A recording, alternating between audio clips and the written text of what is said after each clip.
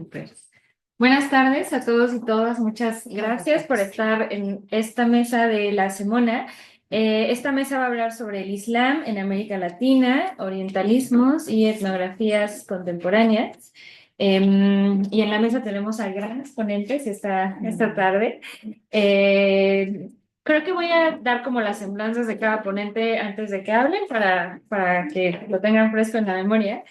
Y vamos a empezar ahorita justamente con el doctor Hernán Taboada.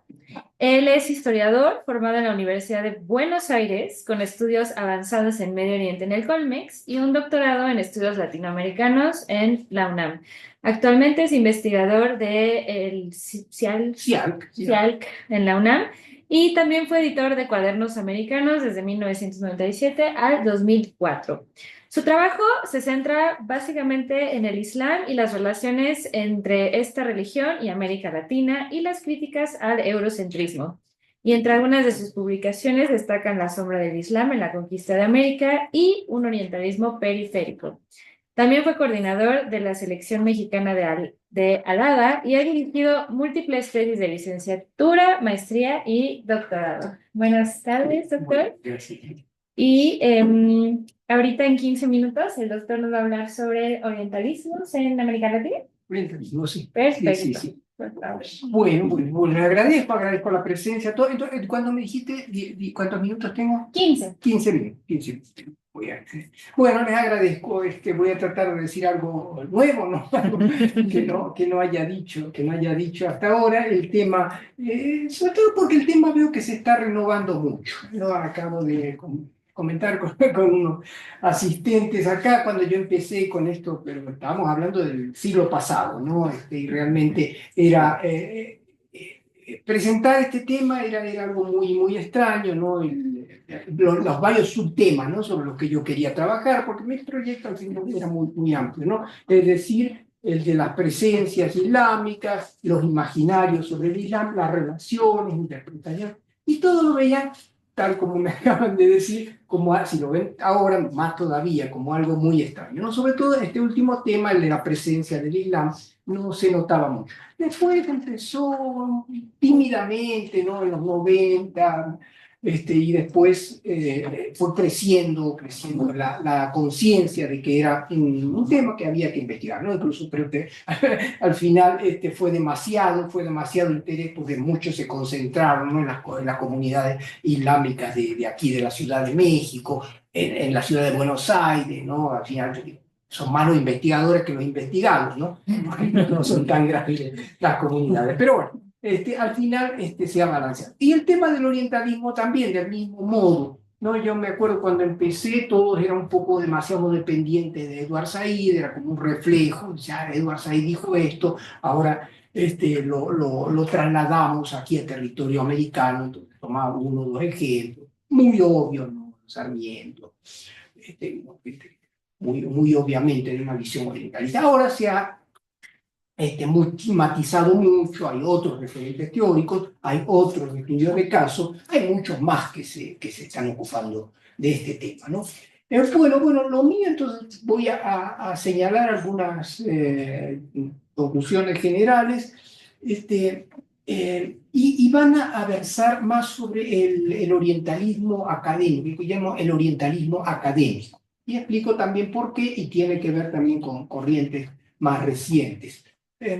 Ya como digo y repito muchas veces, esto de Said, sirvió para desencadenar cantidad de investigaciones, ¿no? Sobre los imaginarios en torno al orientalismo. Pero al mismo tiempo hay que evitar ciertas exageraciones, ciertas confusiones de él, y básicamente aquella que subsume bajo esta rúbrica de orientalismo tanto las representaciones artísticas y literarias, que indudablemente en muchos casos son meros clichés, meras reacciones, meros automatismos, ¿no? Y en muchos casos aquí en América derivados de imágenes creadas en otros sentidos. Entonces, cualquier mención, ¿no? Que de las huríes o del profeta o de las cimitarras, dice, ay, es orientalismo, ¿no? Pero esos son muy fáciles, estaban ya, aparecían en la misma fuente, ¿no? De la que vivían todos.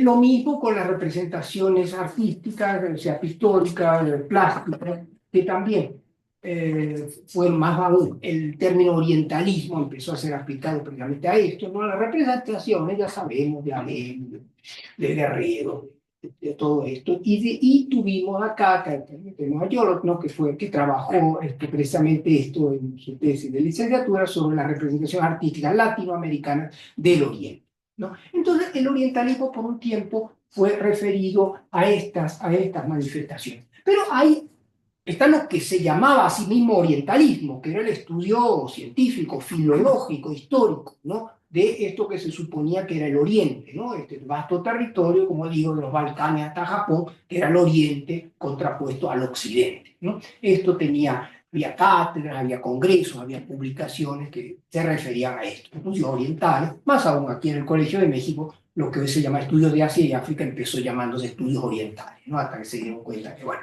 esto era un autogol, ¿no?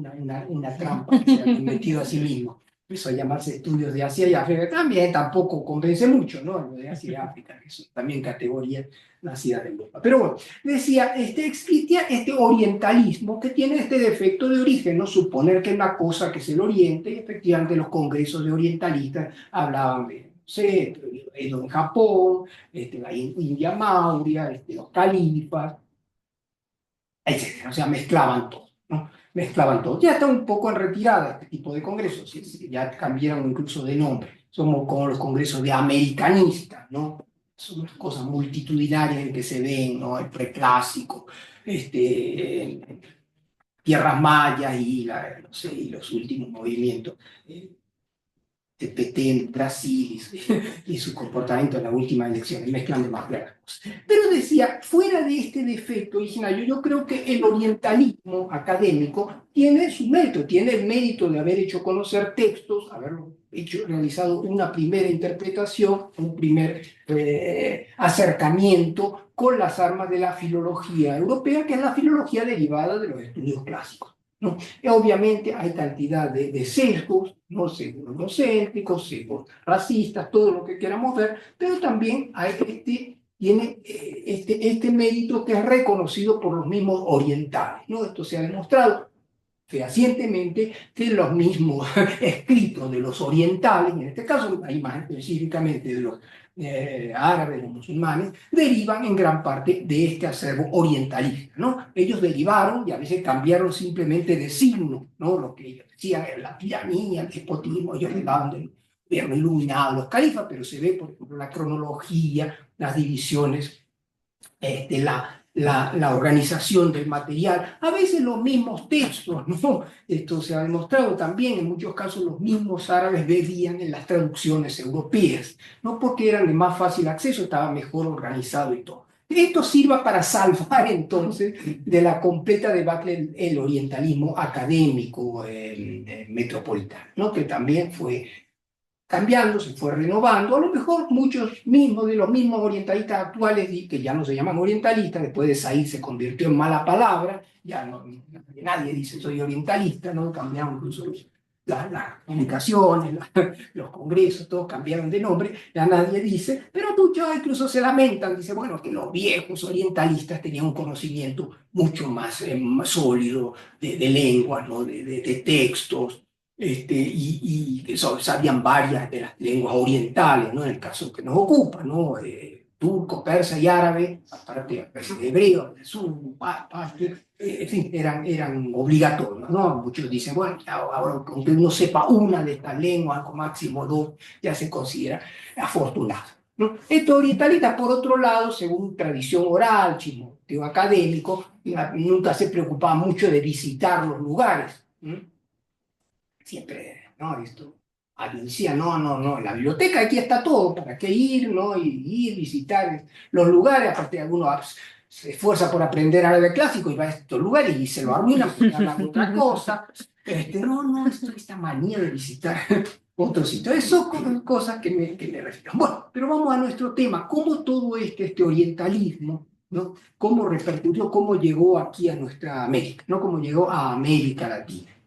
Y es un tema que realmente necesita estudio. Eso es algo que apenas se ha comenzado a ver. Porque uno podría pensar, yo mismo pensaba, digo, iban a saber si aquí había un sistema académico muy anquilosado, limitado, ¿no?, a facultades de Derecho, de Medicina, poco más, ¿no?, todo muy ligado a una práctica muy pequeña. Sin embargo, varias lecturas recientes me han mostrado cómo sí existía una curiosidad, no existía una curiosidad por estos mundos. ¿Sí? Y existía un principio de estudio, de acercamiento orientalista, ¿no?, con estas armas. O sea, la prueba sería la presencia, ¿no?, de libros, ¿no?, de diccionarios, de gramática, de material erudito en las bibliotecas existentes en las bibliotecas, aquí mismo en la Biblioteca Nacional, la Biblioteca Nacional de Cala, en Argentina, como pude ver. Digo, bueno, ¿quién compraba estos textos?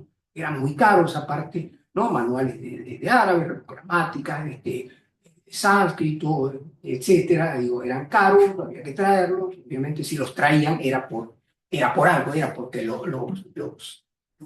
querían usar, los querían usar.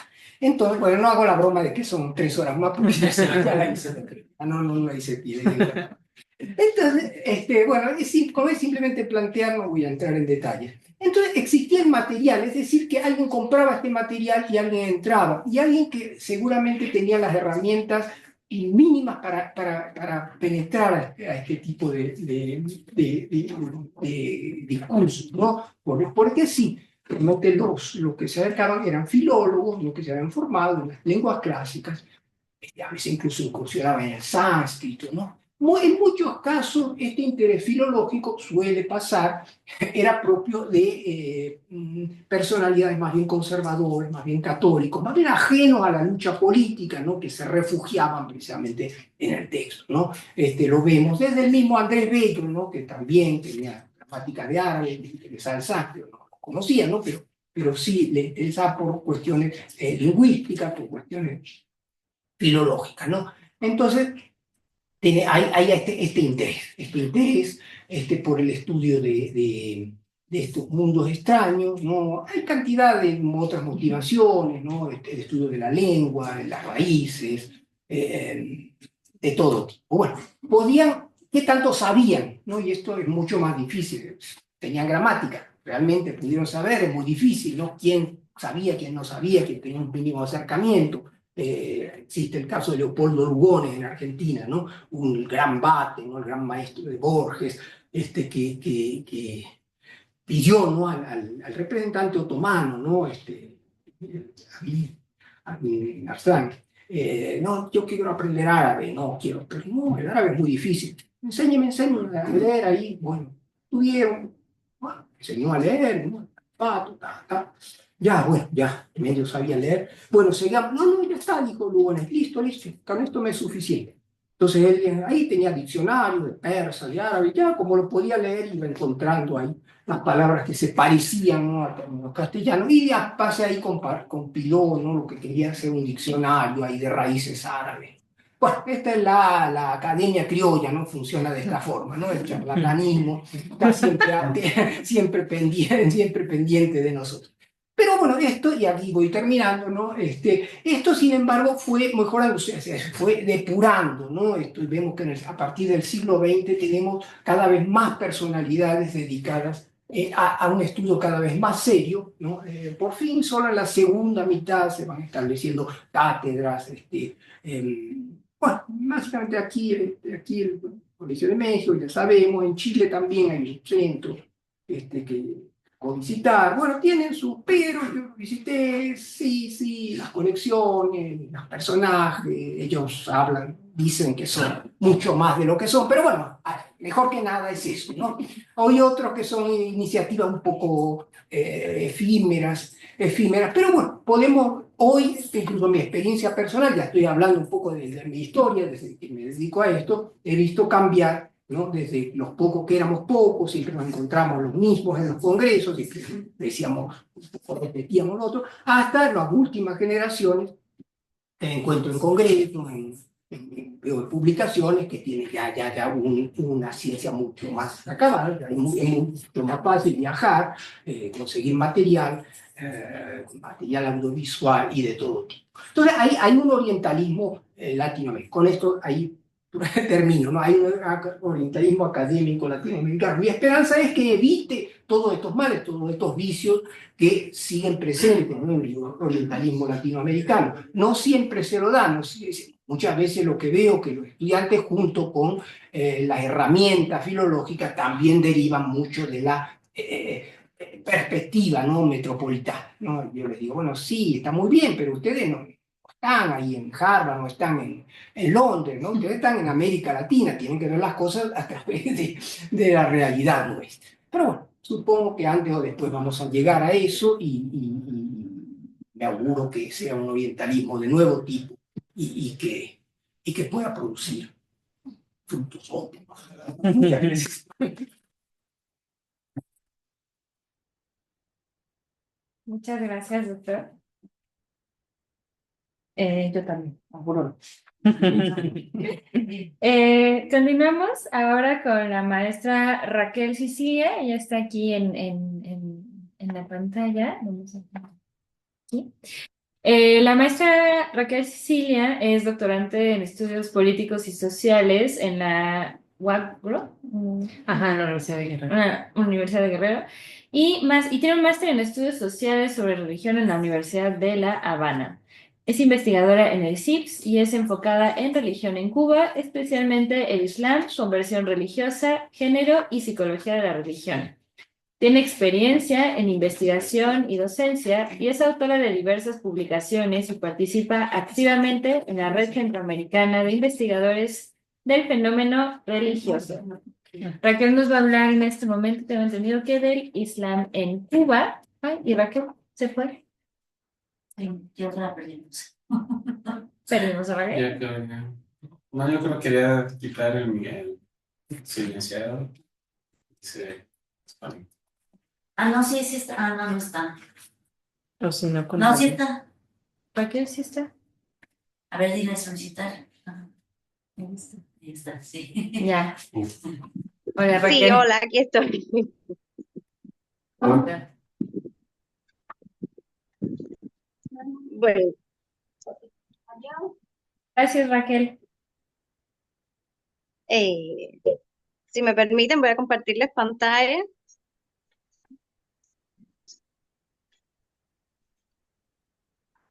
Bueno. Sí, sí puede. No tiene restricción. ¿Eh?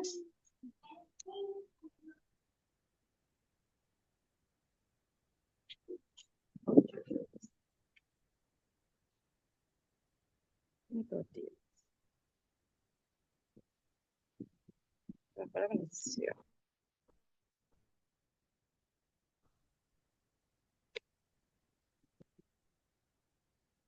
Mm,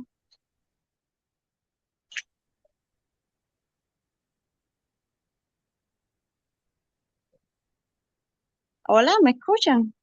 Sí, te escuchamos, pero todavía no vemos tu pantalla. Enseguida.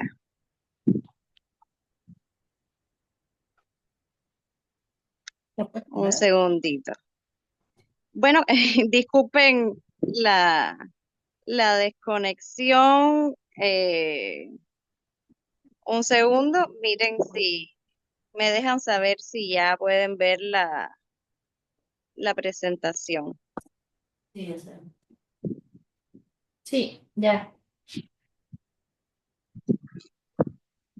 Bien, bueno, hoy vengo a hablarles un poco del estudio del Islam en Cuba, que precisamente se enmarca dentro de estas perspectivas generales en América Latina. Es para mí un honor volver a compartir espacio con estos doctores con que comparto hoy la mesa, con Hernán, con Yansiri, con Malika y con Hernán. Realmente es un honor volver a estar aquí y bueno, participar en la Semana de Estudios del Medio Oriente y el norte de África. Primeramente, decir que en Cuba son relativamente escasos los estudios sobre Islam. Tenemos una tesis doctoral que fue publicada en un libro, eh, los árabes en Cuba, y algunas tesis como la tesis de diploma de Yaima Gil, que explora las causas del Islam de la práctica del Islam entre musulmanes cubanos. Estas son las fundamentales referentes para conocer un poco durante la etapa colonial y neocolonial en Cuba, cómo fue esa presencia siempre sesgada, siempre, digamos, que no quedó registrada debido, obviamente, a las prohibiciones, y más tarde las oleadas migratorias de los siglos XIX y XX que fueron llegando a nuestro país. Y lo que sí resalta en Cuba es que fueron mayoritariamente hombres que no se asociaron por su religión ni transmitieron su lengua. No hay tampoco evidencia de ninguna mezquita, ninguna musala construida en el país. Lo que predominó fue se asimilaron hacia las otras religiones, fundamentalmente el catolicismo. Muchos se integraron con esto y no transmitieron sus creencias hacia sus descendientes. Después del triunfo revolucionario en 1959, tenemos que surgen algunas organizaciones que tienen un papel importante y que van a tener un papel importante en la estructuración de una joven comunidad que comenzará a formarse. Ahí tenemos la Unión Árabe de Cuba, la Casa Museo de los Árabes, y también el apoyo y la influencia muy importante de estudiantes musulmanes extranjeros, sobre todo con las becas que da el gobierno cubano o que vienen a estudiar medicina, sobre todo en nuestro país. Y ellos comienzan a despertar, es decir, de cierta forma, despiertan el interés entre compañeros y otras personas, y se comienza a, eh, a vertebrarse, a formarse una incipiente comunidad formada por cubanos. También es importante el papel de las misiones diplomáticas de diferentes países que los apoyaron desde los primeros momentos. Esto sucede en los años 90 del siglo pasado, donde de contexto eh, social, económico, político y social, Cuba se encuentra en el periodo especial, ¿sí? Luego de la caída de la Unión Soviética, pues se produce una crisis, y a la vez esta crisis va marcando también los finales del periodo del ateísmo científico. Es decir, Cuba era oficialmente un país ateo hasta estos años. Y este reavivamiento religioso no solo hizo que fueran más visibles las religiones tradicionales en nuestro país, sino también que se pluralizara aún más el cuadro religioso cubano. Y entonces, en este contexto, es que un grupo pequeño, se dice que comienza en la capital, se comienza a interesar por el Islam, se comienzan a unir a estos estudiantes, al personal extranjero. Ahí tenemos la foto del señor Pedro Lazo, quien es considerado imán y falleció recientemente. eh, Hace pocos años, y fue quien lideró la comunidad por varios años, desde sus inicios. Y él, es decir, queda su testimonio de su encuentro con el Corán y el estudio y el espacio espiritual que encontró en el Islam. Entonces tenemos aparte algunas, es decir, comienzan las inquietudes, comienza a formarse este grupo y comienza a ser investigado, precisamente por estas condiciones sociohistóricas que les he ido comentando, que hacen posible que se forme esta pequeña comunidad. Es una comunidad que ha ido ganando en visibilidad y organización en Cuba. sigue siendo una minoría, siguen siendo relativamente una comunidad pequeña, pero no obstante ha dado grandes pasos para hacerse más visible y hacerse más notoria. Es una religión que no es tradicional en nuestro pueblo, donde no cuenta con herencias culturales o religiosas árabes islámicas entre la mayoría de los miembros nacionales, es decir, son cubanos que no tienen, es decir, ancestros o predecesores con raíces árabes ni musulmanas, pero no obstante deciden abrazar el Islam. Y también, obviamente, los prejuicios a que está asociada eh, el Islam en Cuba. Esos son algunas bueno, y no solo en Cuba, pero son algunos de los obstáculos que enfrentan. Sobre su institucionalización, es decir, ganar en organización, pasan por agrupaciones que adquieren varios nombres hasta que finalmente en 1999 se funda la Liga Islámica, que ya es una organización reconocida por el Estado y con personalidad jurídica. Esto les permite mayor libertad y es un gran paso de avance desde el punto de vista de su organización.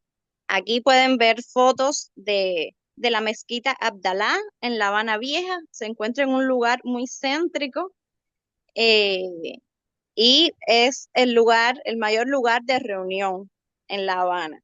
La Liga Islámica, de manera general, como institución, como organización, agrupa a todos los musulmanes del país eh, que voluntariamente acepten sus estatutos y tiene un funcionamiento nacional. Eh, Precisar, como ya les estaba diciendo, el número de musulmanes en Cuba es aún difícil. Obviamente, las cifras de las personas que han pronunciado la shahada y han hecho formalmente este acto de conversión es mucho mayor que la cantidad de personas que se pueden ver que normalmente asistan, incluso a nivel nacional, conversando o en trabajo de campo o conversando con miembros y líderes de diferentes comunidades. Entonces se estima que estarían alrededor de los 1.000 o 1.500 en todo el país. Si bien la comunidad más grande se encuentra en La Habana, existen en varias provincias de Cuba grupos de musulmanes y musalas, diferentes musalas. E incluso se ha llegado a afirmar que hay musulmanes en todas las provincias, incluso en aquellas, musulmanes cubanos, e incluso en aquellas provincias donde no existe una musala o un lugar de oración. Eh, de manera general, existen las dos ramas principales, sunitas y chiíes, siendo los primeros los mayoritarios. Han existido muestras de unión para celebrar sus principales festividades sin, por supuesto, manteniendo sus diferencias. También han pasado sí, por diferentes locales de reunión hasta que finalmente en 2015 se inaugura la mezquita Abdalá, que es una extensión de la Casa de los Árabes que pertenece a la oficina del historiador de la ciudad. Esta es una de las instituciones que ya le había mencionado. Y a la derecha tienen fotos de eh, las dos primeras fotos son también de la mezquita Abdalá. Y la que se encuentra debajo es un proyecto de construcción de una futura mezquita que realmente ha estado detenido en el tiempo por varios años. No se sabe con certeza si se va a poder lograr, pero es al menos una aspiración. Y los chiíes, por su parte, llegaron a tener dos centros, es decir, que eran casas particulares, rentadas o partes de casas de algunos de sus miembros. Eso sí es una comunidad muy pequeña, pero que también visita la mezquita Abdalá en ocasiones. También es importante destacar que en 2014 y 2017 se pudieron realizar el Hajj varios miembros de la comunidad musulmana. Y bueno, con las investigaciones podemos decir que el Departamento de Estudios Socioreligiosos ha sido, este es un departamento del Centro de Investigaciones Psicológicas y Sociológicas, donde eh, yo he trabajado en Cuba y que ha sido importante y ha sido uno de los primeros en incluir en sus investigaciones nacionales a los musulmanes. También teóricamente se discute, al menos se cuestiona si todas las personas están, digamos, por espiritualmente, digamos, por motivaciones intrínsecas, lo que encuentran en el Islam, o si alguno lo ha hecho, digamos, por motivaciones económicas, salir del país, etcétera. Hasta ahora, con las muestras estudiadas, esta no ha sido la realidad encontrada. Y brevemente, la visibilización de género e Islam, si bien se puede decir que no hay un movimiento feminista, hay algunas mujeres cubanas, musulmanas, que se consideran feministas. Y esto ha sido visto sí, sobre todo las redes han sido un espacio importante de difusión, y este encuentro anual de mujeres religiosas cubanas contra violencias y fundamentalismos que organiza la Liga Islámica de Cuba. También por un tiempo tuvieron una página de Facebook que les servía de espacio de intercambio y de difusión y para denunciar situaciones excluyentes, aunque actualmente no se encuentra, lo que también habla de cierta pérdida de espacios. Y solo actualmente contamos con una tesis en Cuba sobre, que en este caso sobre la imagen pública de la mujer musulmana conversa al Islam, es la única que aborda los temas de género al interno de eh, de esta comunidad. Tenemos algunas otras de difusión. Sí, se han explorado también los prejuicios de los que son víctimas, que incluso se ha visto que en universidades, en centros universitarios donde conviven cubanos con estudiantes musulmanes, pues también están presentes estos prejuicios, a pesar de que sean sus compañeros. Y bueno, el fundamentalismo religioso también se le ha dedicado teóricamente alguna aproximación, aunque en Cuba no se ve, no hemos visto estas manifestaciones. Y bueno, la pandemia de COVID-19, por supuesto, marcó un hito importante, la paralización de muchas de sus actividades. No obstante, las redes permitieron mantener viva y conectada a esta comunidad, entrelazando redes de ayuda también.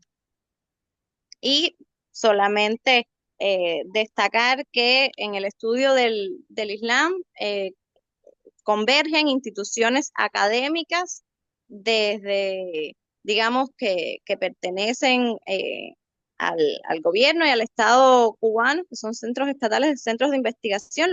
También está la Universidad de La Habana, y desde los propios institutos religiosos también ha habido un interés, por ejemplo, con el Seminario Teológico de Matanzas. Y hasta aquí mi presentación. Muchísimas gracias. Espero que les haya sido de utilidad y quedo aquí al pendiente de cualquier pregunta, cualquier inquietud, cualquier cosa que quieran conocer más sobre la realidad cubana. Muchas gracias.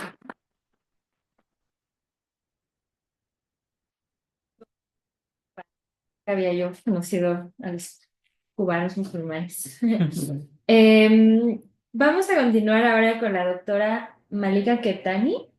Ella es profesora investigadora en la Universidad Muhammad V de Rabat, especializada en estudios hispánicos, traducción e interculturalidad. Tiene una licenciatura en traducción por la Universidad de Alicante y un máster en Historia y Literatura de América Latina. Ha liderado proyectos internacionales y es autora de múltiples publicaciones sobre migración árabe-islámica a América Latina, hispanismo magrebí y diálogo intercultural en la región de Europa y África. Malika nos va a hablar sobre el Islam en Brasil. Malika, ¿nos escuchas? Perfecto. pero nosotros a ti no. No, Ajá. Estados Unidos. no, no. Trabajo su volumen. Y hace rato sé que le escuchábamos. No, no sabemos si a lo mejor haya que subir el volumen. ¿Estás conectada a algún audífono o a algún micrófono?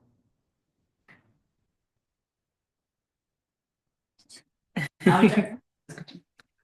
Se escucha bajito, ¿no? Ah, A sí, ¿se ver. escucha A ver, ahora? ah, Ya, ya, ya, ¿no? perfecto. Ya, Sí, ya, ya, ya, ya, ya ya. te escucho. Sí. Sí, Muy bien, muy bien. Voy a compartir la pantalla, ¿vale? claro.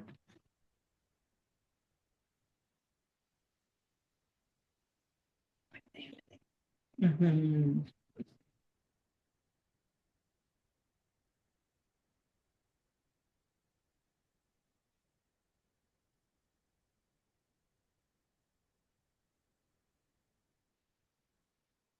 A ver, le doy a compartir por aquí, ¿verdad? Sí puedes compartir, ¿no? No se ve la pantalla, no me sale a mí. No, acá tampoco la vemos. No. Un momento, por favor.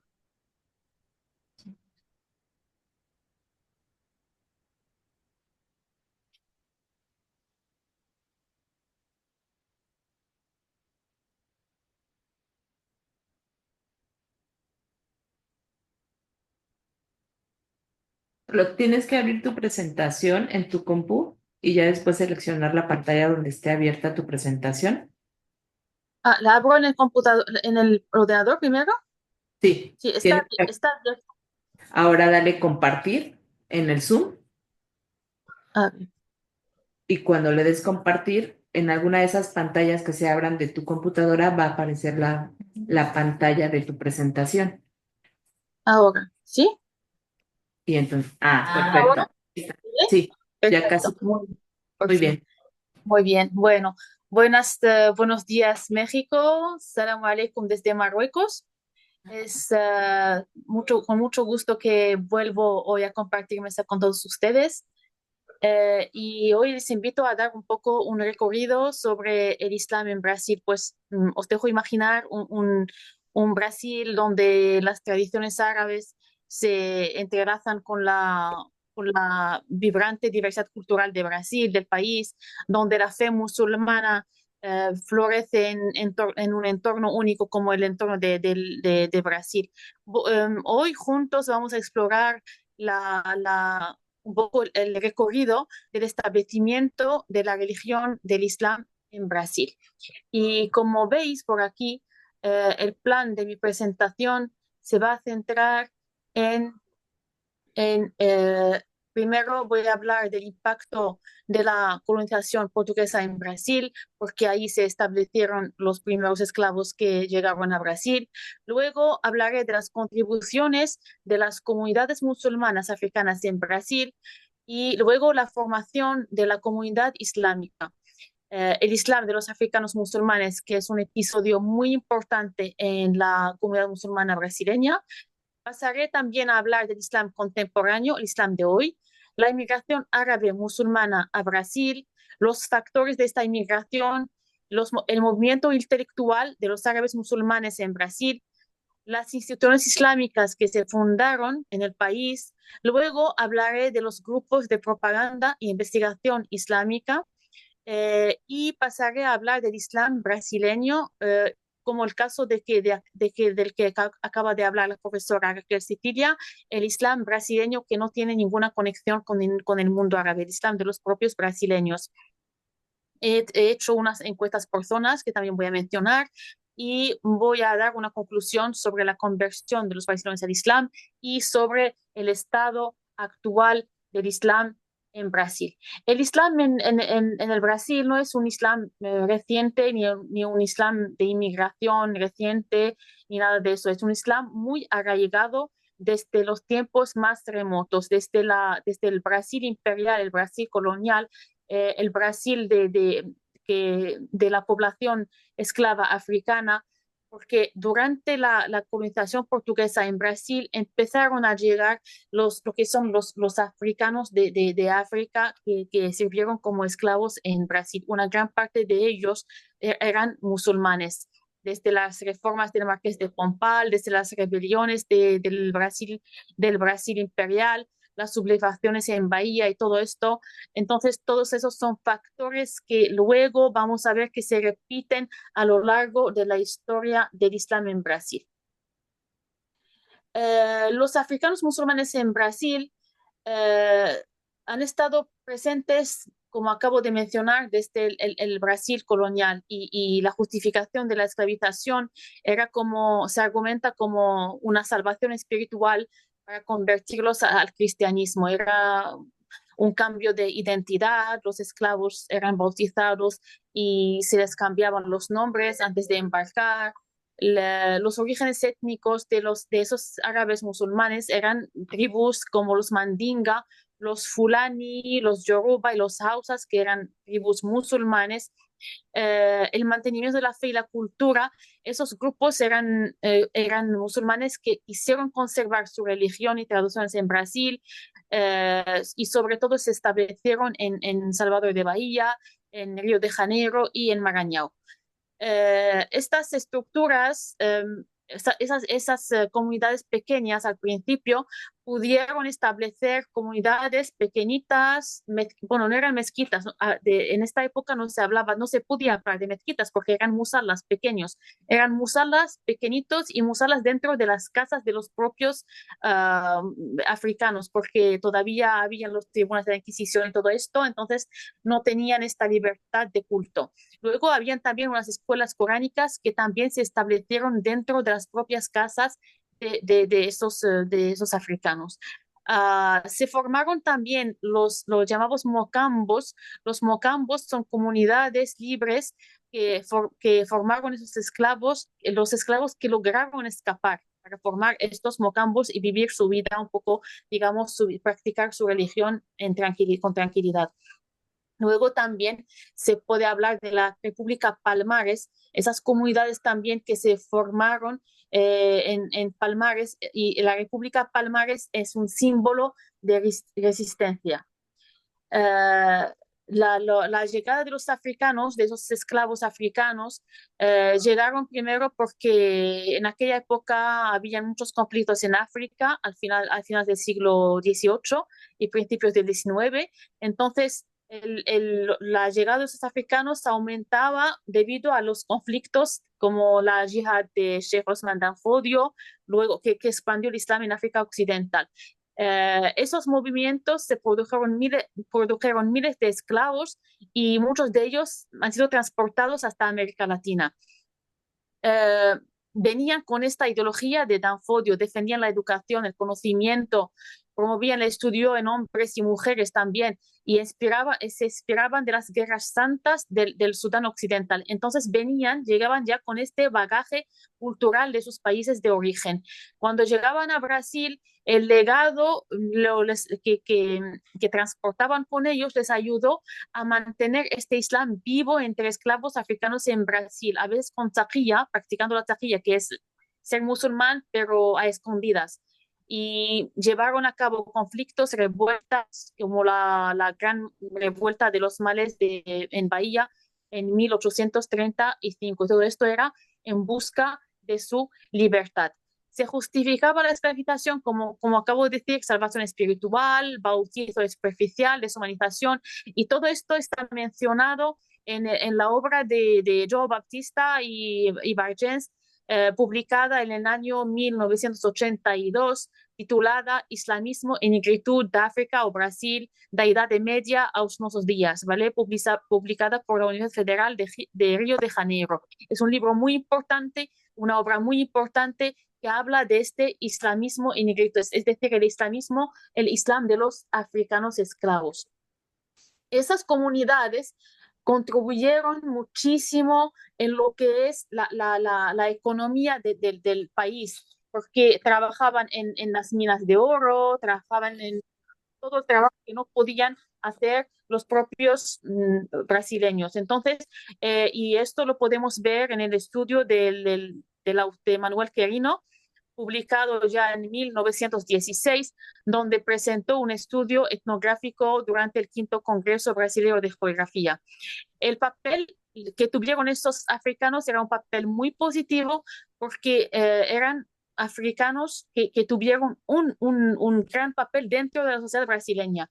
Se pone una gran énfasis en las etnias porque eran etnias de Yoruba, Inago y Hausas también, que eran tribus musulmanas.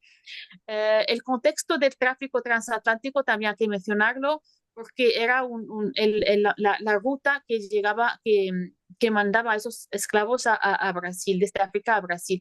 Y todo eso también lo podemos ver en la obra de João dos Reis, que es profesor en la Universidad Federal de Salvador de Bahía, y que él habla de la estructura económica y social de Bahía que dependía de la explotación de los esclavos que constituían el 37,3% de la población en el año 1808. Cabe mencionar aquí la figura de Zumbi dos Palmares, que era un líder de la raza africana que tiene una estatua ahora en Brasil y es recordado cada 20 de noviembre en Brasil por su lucha por la libertad y la cultura africana en el Brasil colonial. El Zumbi, de ahí viene el personaje que se dibujó en el imaginario colectivo, que es el zombie que asusta a los niños, que es la persona esta que es muy peligrosa, que un muerto que nace, que resucita, etcétera. Pero el zombie es un personaje que nació libre, que fue educado bajo el catolicismo, luego se bautizó como Francisco, bueno, tuvo una vida un poco muy de lucha, y luego el zombie en la lengua imbagala significa resucitado. De ahí viene la palabra que zombie, que se resucita y mata y come a los muertos y todo esto. Pero el zombie en realidad era un líder espiritual de los africanos esclavos en Brasil, y también formó esta población de los quilombos que acabo de mencionar.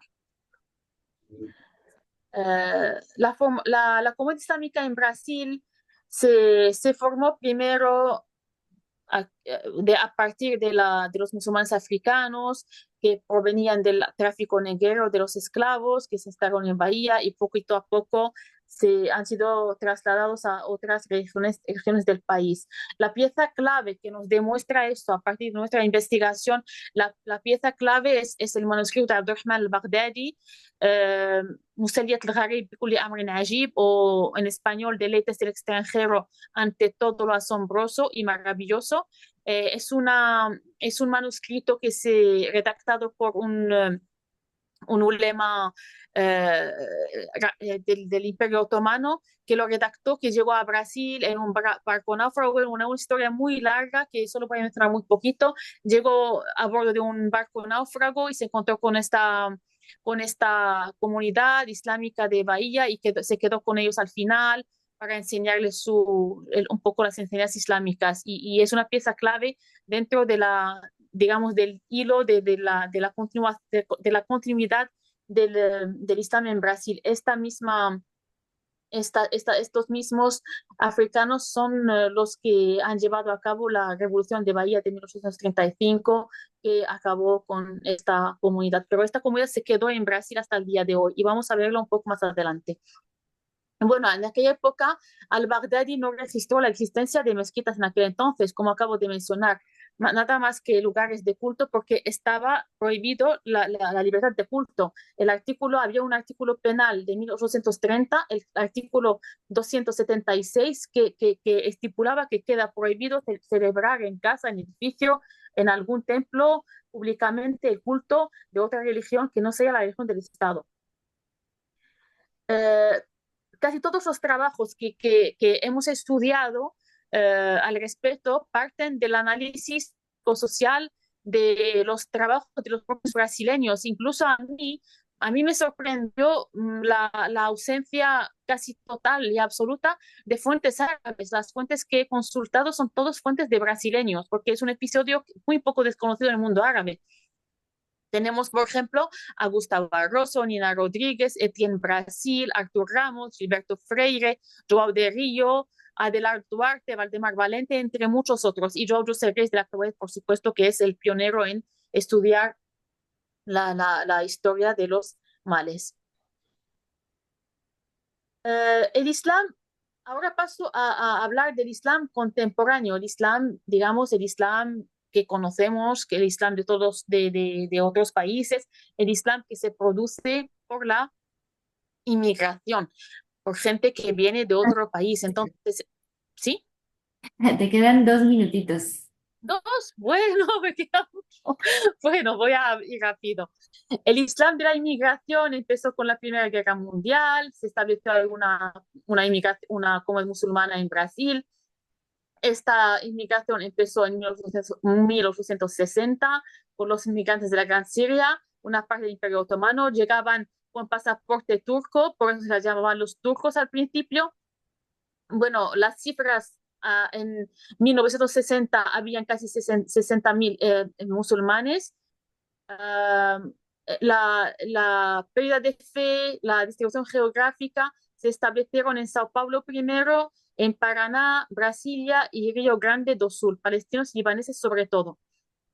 Eran vendedores ambulantes y luego se va a producir otra ola inmigratoria en 1913 debido a la hambruna y los tumultos políticos tras la Primera Guerra Mundial. Otra ola también se va a producir desde 1960 hasta 1995. Esos musulmanes se han podido integrar dentro del Estado Novo, 1937 hasta 45, llegaron a ocupar altos cargos tras el Estado Novo, eran entre árabes cristianos y musulmanes también, pero los cristianos ocupaban más cargos que los árabes, que los musulmanes. Bueno, no voy a mencionar todo, factores políticos, culturales, económicos, religiosos, todos esos eran factores de la inmigración musulmana en Brasil. Paso rápido para poder terminar. Tuvieron un gran papel en la economía, en la cultura, y podemos ver aquí la portada del periódico Adikra, fundado en 1933, que es el primer periódico fundado en Brasil donde los musulmanes empezaron, digamos, a tener voz en Brasil. Luego está el periódico Al-Aruba o el Arabismo en 1907 y según el Instituto Brasileño de Geografía y Estadística, entre 1895 y 1971 habían casi 160 periódicos para la colonia sirio-libanesa. Y entre los periódicos que habían, Al-Faiya, Al-Dhikra, Al-Uruba, Oriente Árabe, Azot Árabe, etc.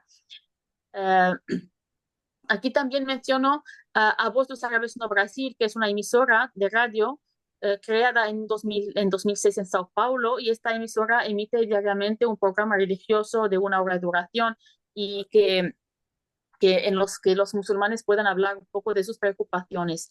Hay muchas instituciones, voy a mencionar la última investigación que hice, 2016, 127 instituciones islámicas en Brasil. Hay una gran escuela en Sao Paulo, está también el Instituto Latinoamericano de Estudios Islámicos. Las federaciones, asociaciones, hay muchas, la más conocida es la FAMBRAS y la Benéfica Musulmana de Río de Janeiro. Está también el Centro de la Dawa Islámica, que es el CEDIAL, fundado en 1987, y la Unión de Instituciones Islámicas en Brasil, fundada también en 1979. Hay muchos grupos de propaganda e investigación islámica dentro de Brasil. Esos grupos puedo mencionar, entre muchos otros, a Voz de Islam, Islam na Sunna, vamos a hablar sobre Islam, etcétera, Maria Mujeres Musulmanas. Todas estas son equipos dedicados a la investigación sobre los musulmanes en Brasil. El grupo también Gracias, un grupo de investigación en conceptos islámicos y árabes en Sao Paulo, fundado en 2011 recientemente.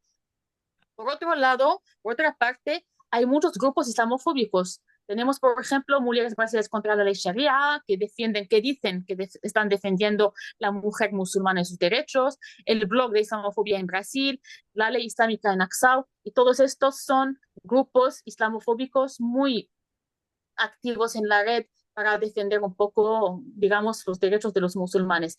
El Islam brasileño, como ha dicho la profesora Raquel también, es un Islam que no tiene nada que ver con el mundo árabe. Son gente que no están casados con árabes, solo se han convertido al Islam, sobre todo después de los atentados del 11 de septiembre, Estados Unidos, y se convirtieron al Islam por propia, digamos, por estudio, por curiosidad y tal. Con esto han ido creciendo las mezquitas, los centros religiosos, y hoy podemos hablar de una generación de nacidos brasileños musulmanes en Brasil, porque nacen de familias musulmanas, padre y madre.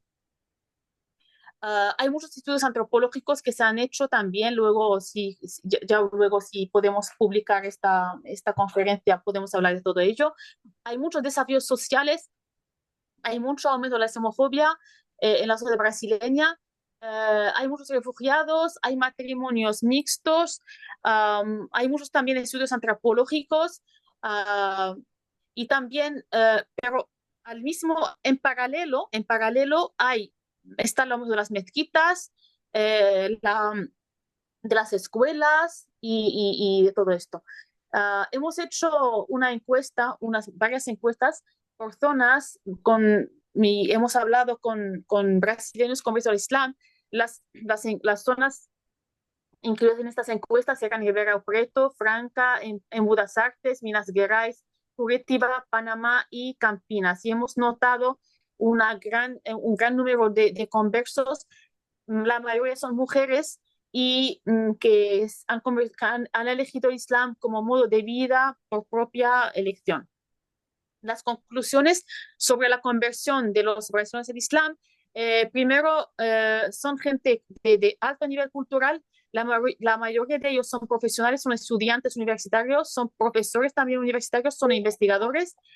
Se interesan por la historia islámica, la estudian, se documentan, ven el crecimiento de las mezquitas. La comunidad está creciendo en Río de Janeiro. Tenemos casi 500 familias musulmanas que son conversos brasileños. Por supuesto que están divididos entre chiitas y sunitas. La primera generación de musulmanes brasileños se prevé el surgimiento de la primera generación, hijos de conversos actuales.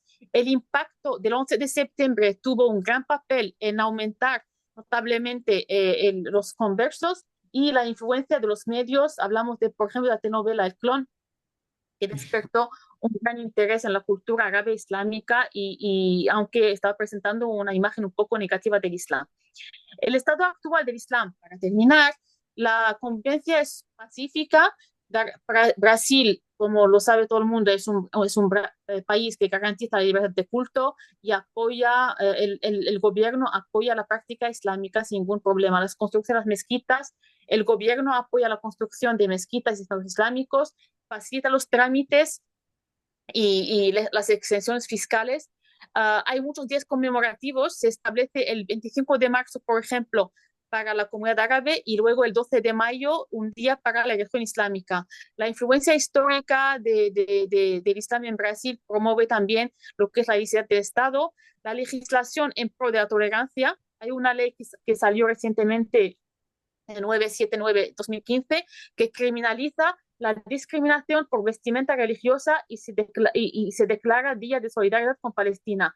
Y un ejemplo de tolerancia lo hemos vivido en el 2016, en la época del presidente Michel Temer, que había celebrado un iftar colectivo en el Palacio de la Alborada para destacar la importancia del diálogo interreligioso en Brasil.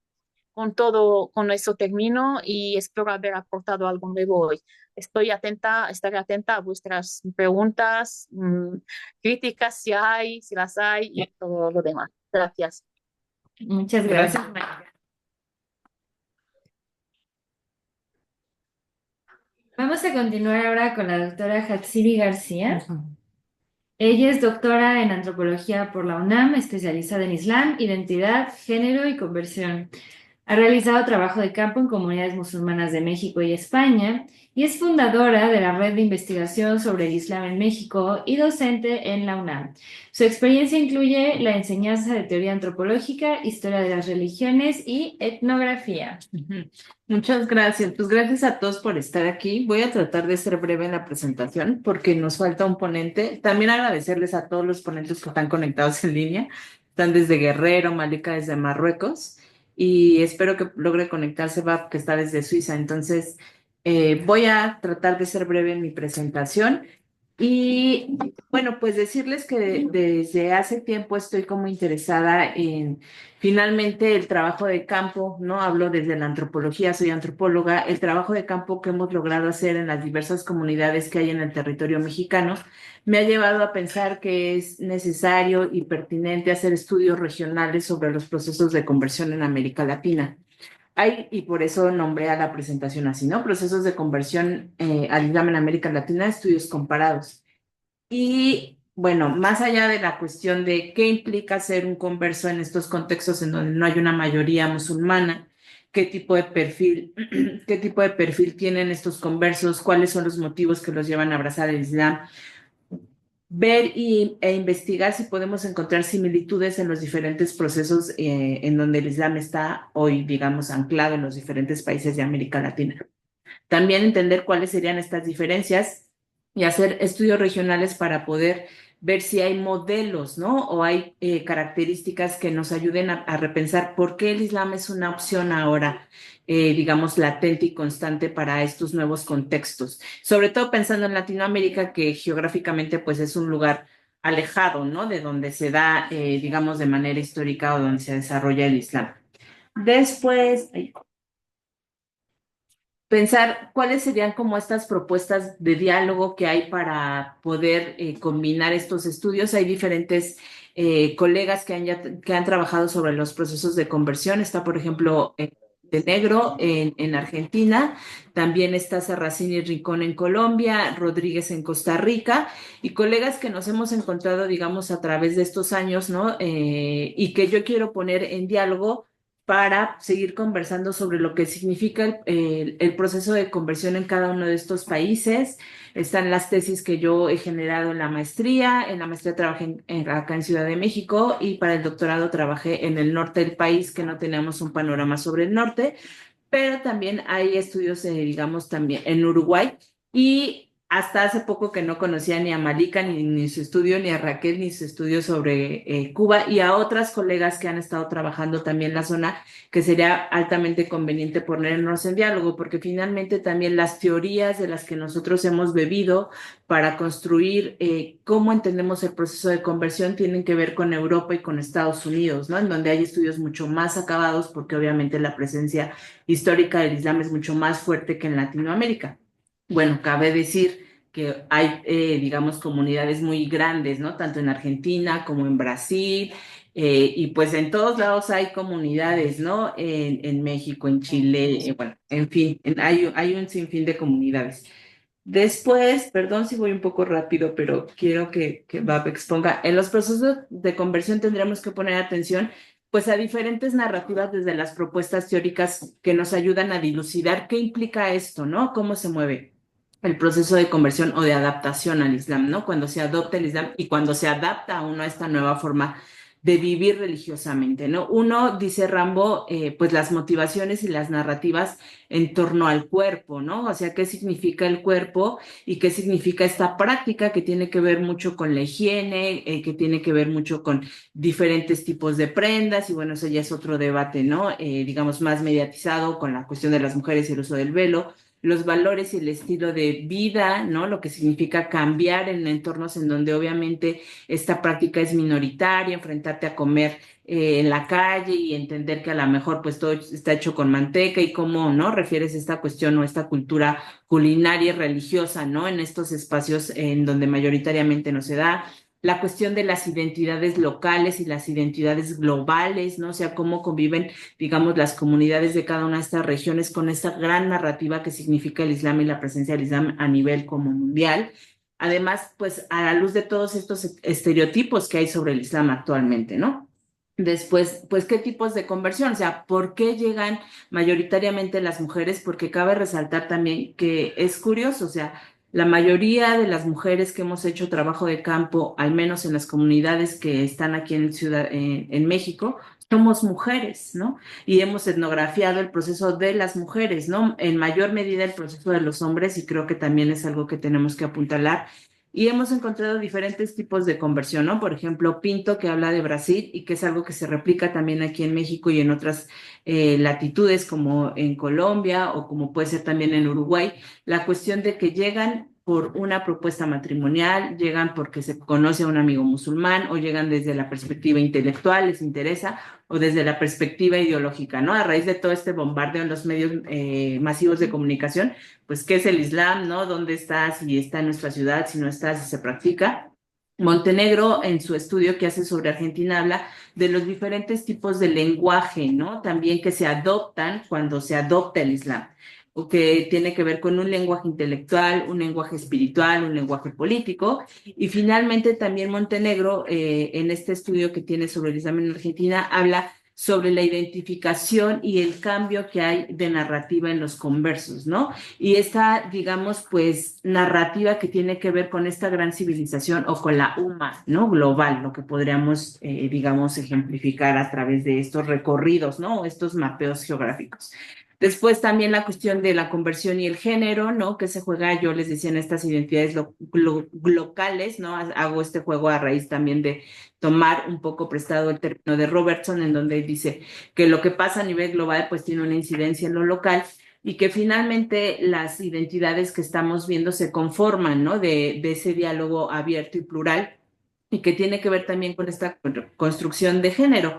Lo que yo encontré, por ejemplo, en Monterrey era matrimonios biculturales, en donde, y lo que se encuentra, ¿no? En cada una de las comunidades en donde hemos hecho trabajo etnográfico es que hay musulmanes de origen, que hay mujeres mayoritariamente conversas, ¿no? Mexicanas, que se establecen aquí en el territorio, pero que, bueno, tienden obviamente a tener esta conexión también con el país de origen, ¿no? Y eventualmente, que esa es otra situación que hay que, digamos, estudiar a largo plazo, es si estas comunidades sí van a seguir creciendo o no van a seguir creciendo debido a que pues ya hay pequeños en estas familias, ¿no? Y lo que significa la educación religiosa al interior de estos hogares biculturales y religiosos.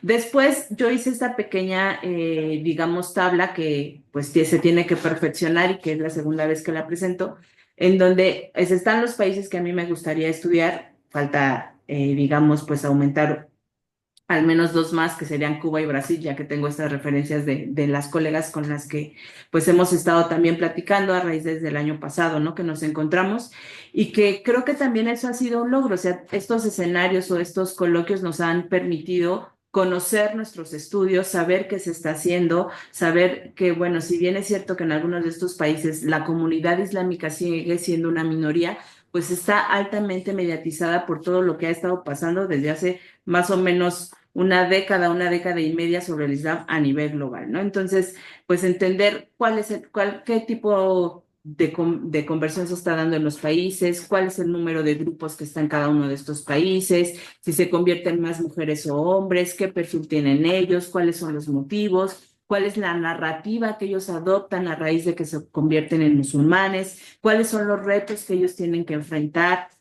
cuál es el contexto familiar y social en el que también se empiezan a mover y las rupturas o las readaptaciones que ellos tienen como conversos en este tipo de países y sobre todo pues cuáles son los tipos de conversión, ¿no? De repente en diálogo también con otras colegas que han hecho investigación etnográfica en México decíamos, pues creemos que a lo mejor nos hemos visto muy colonizadoras y puesto como la atención sobre las familias, sobre las mujeres, sobre los velos, sobre los matrimonios, pero más allá de eso yo también pienso que es muy interesante pensar en la construcción de la familia, ¿no? En la familia como un eje transversal, digamos, en muchos seres humanos, esa narrativa que a lo mejor puede parecer un poco conservadora, pero que se encuentra latente dentro de estos grupos y que es importante, ¿no?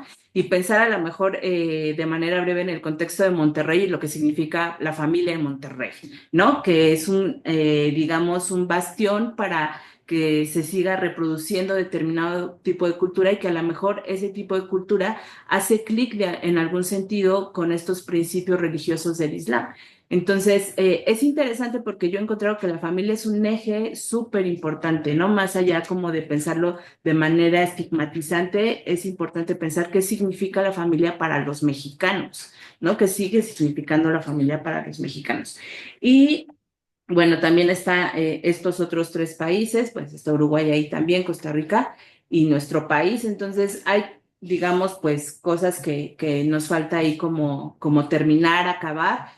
Digamos, estos datos yo los saqué de manera bibliográfica de los estudios que se han hecho y el siguiente paso, pues, es conversar con las colegas, tener datos como más acabados para poder generar quizá un modelo o pensar cuáles son los factores comunes que tenemos o cuáles son las diferencias que tenemos en la región y si podemos pensar en un modelo que potencie estos procesos de conversión y este entendimiento de estos procesos de conversión.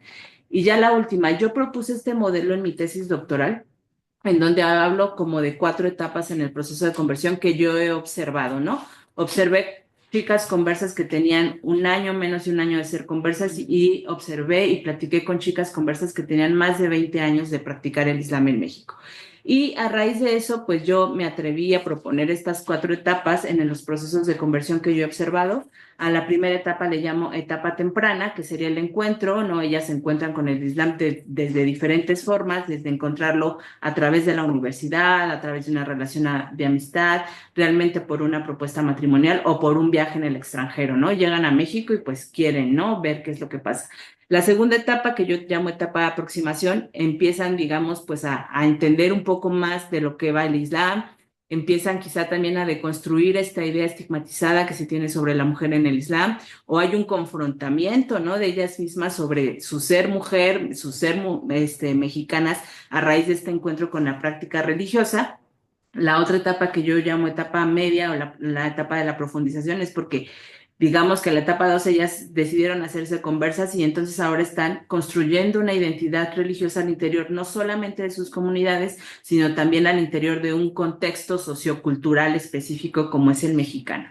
Y están más involucradas, digamos, en construir esta identidad y esos referentes que además les llegan del extranjero por todos lados, ¿no? Entonces, no solamente es construir una identidad mexicana musulmana, sino una identidad que está siempre en negociación con lo extranjero y eso es muy importante en esta construcción de identidades.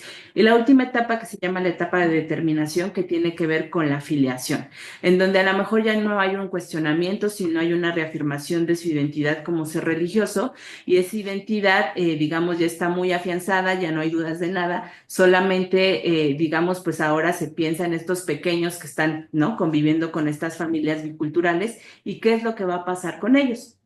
Entonces pienso que digamos, estas etapas que yo he planteado también son etapas que tienen que ver con el crecimiento de las comunidades, ¿no? Así como yo lo planteé en el proceso de conversión, creo que definitivamente las comunidades han tenido ciertos procesos. Ahora cada día escuchamos que hay más comunidades. En Chiapas, cuando yo empecé a estudiar, había solamente 2 comunidades, ahora hay 5. En Yucatán no había y ahora ya hay. Entonces, de alguna u otra forma, aunque sigue siendo una religión muy minoritaria dentro de nuestro contexto religioso, es muy importante por lo que significa su presencia y por lo que significa también el reelaborar la narrativa del Islam y la narrativa religiosa a través de estas identidades y vivirlas en estos contextos particulares. Entonces, bueno, pues con eso quisiera cerrar para darle paso a Bab, que ya está conectado aquí y que podamos escucharlo. Muchas gracias. Sí, gracias, Yatsira, y buenas tardes. Espero, espero que me escuchan bien o no. Sí, te escuchamos muy bien. Nada más nos dejas Per- presentar. Prometo ser breve. Perfecto, sí. Pues Vamos buenas tardes. Hola, Ah, buenas tardes. Vamos a escuchar ahora al doctor Baptiste Brodard. Él es doctor en Sociología y Estudios Religiosos de la Universidad de Friburgo y docente en la Universidad Aix de Marsella. Su investigación se centra en el trabajo social islámico con experiencia en prisiones y ayuda humanitaria. Ha viajado a más de 50 países para estudiar comunidades musulmanas y movimientos islámicos contemporáneos con un enfoque en activismo social basado en la fe y la dawa en Europa y América Latina. Muchas gracias, Patis, por estar aquí. Y Sí, ¿tienes una presentación? no, voy a hablar directamente así. Creo que Per- es mejor porque me quedan como 10 minutos, ¿no? 12 minutos, entonces prefiero hablar directamente. A ver, A perfecto. ver, sí. Gracias. Pues buenas tardes, gracias por la introducción. Me da mucho gusto, como siempre, estar con ustedes en México, aunque estoy muy lejos. Lo siento por el atraso, es que hoy he trabajado hasta más tarde que me dijeron. Lástimamente he faltado una parte importante de sus presentaciones, pero ojalá que tendré otras ocasiones de escucharles y ya nos conocemos por la mayoría, entonces me da gusto compartir algunas ideas. Pues es como por 10 minutos he pensado que me gustaría más hablar de aspectos problemáticos sobre el tema de Islam en América Latina, orientalismo y etnografías contemporáneas. Creo que puedo desarrollar, pues hablar rápidamente de tres puntos diferentes. El primer punto es sobre el orientalismo que nos da dos riesgos que son eurocentrismo y esencialización. Creo que son riesgos que siguen tocarnos hasta universidades, pero más en sociedades cuando le toca hablar sobre Islam. Y en el contexto de América Latina también encontremos a veces este riesgo en el contexto de orientalismo.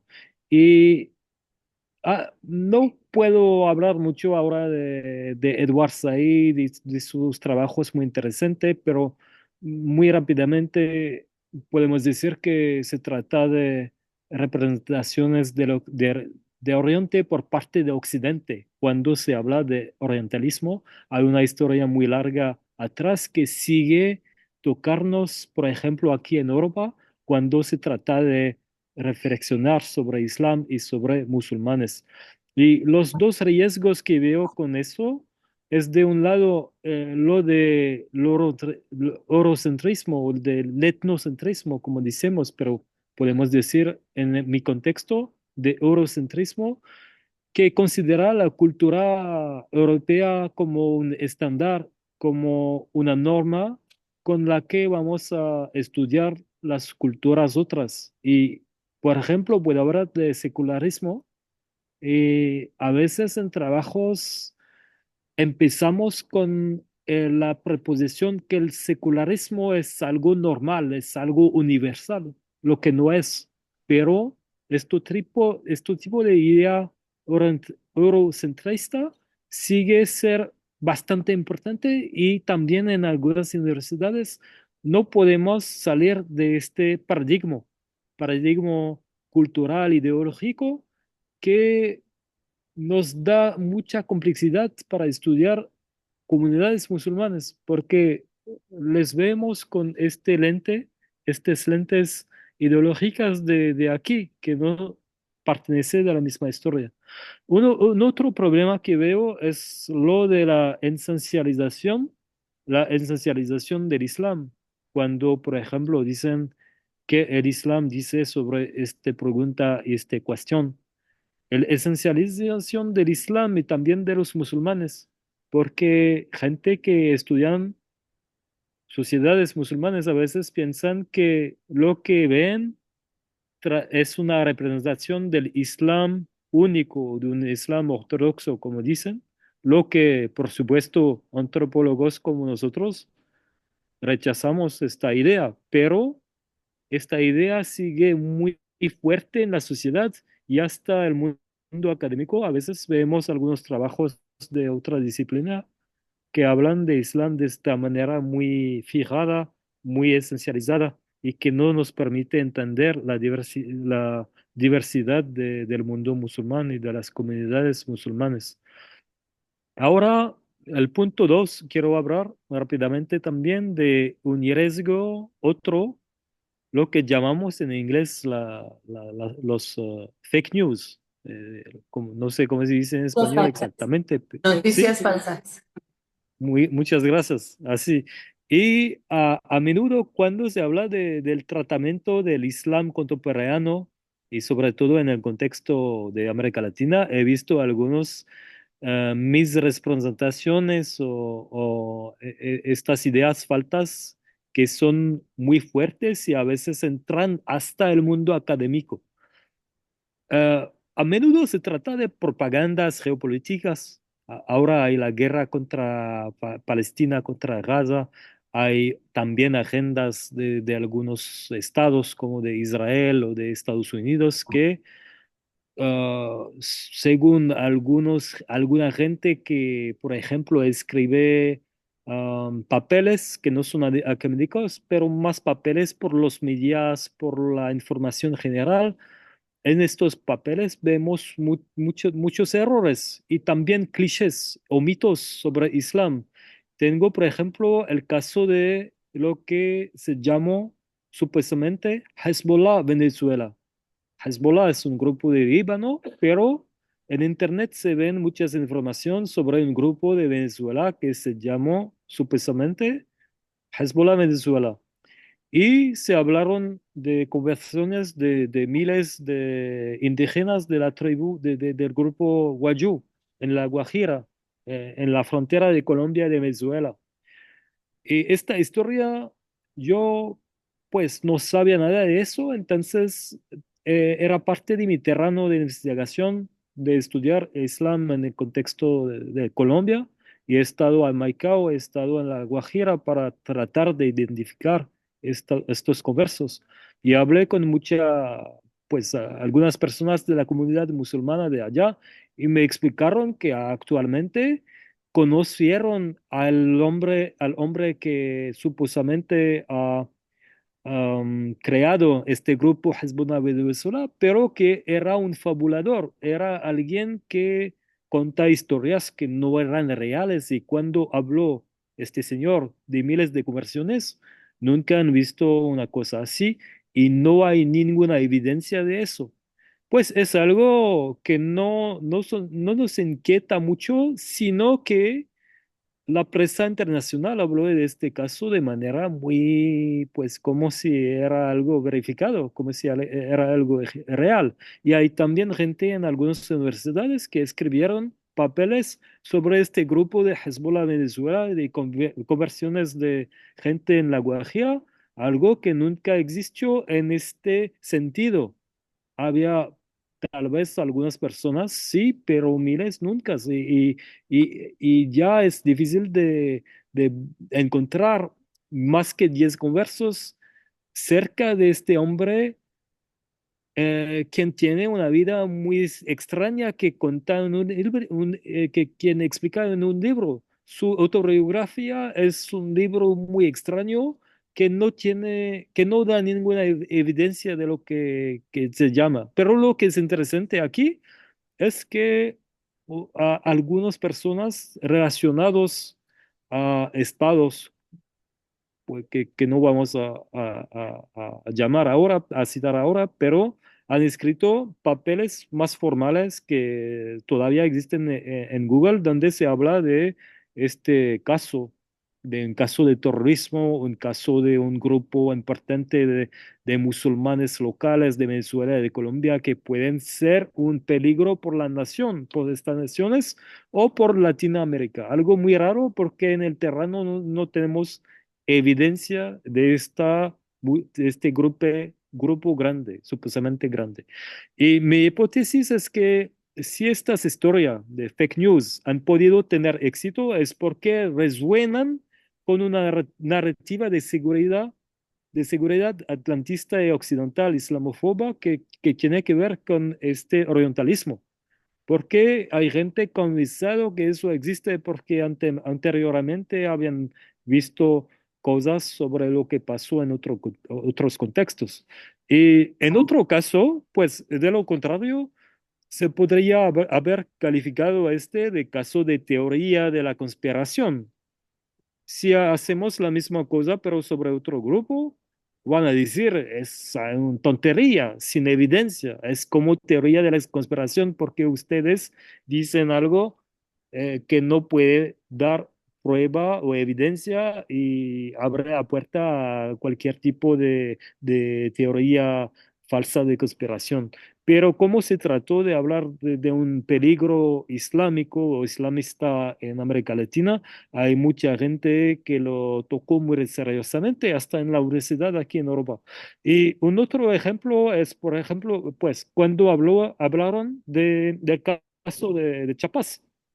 Ah, sabemos ahora que hay 5 comunidades mayores en la ciudad de San Cristóbal de las Casas, como ha dicho Yatsiri, y en el pasado hablaron también de Al-Qaeda en Chiapas, en algunos papeles mediáticos, en artículos, pero Al-Qaeda en Chiapas nunca hemos visto, yo y buscadores o investigadores otros, nunca hemos visto una evidencia de una presencia de Al-Qaeda o de un grupo así en esta parte del mundo.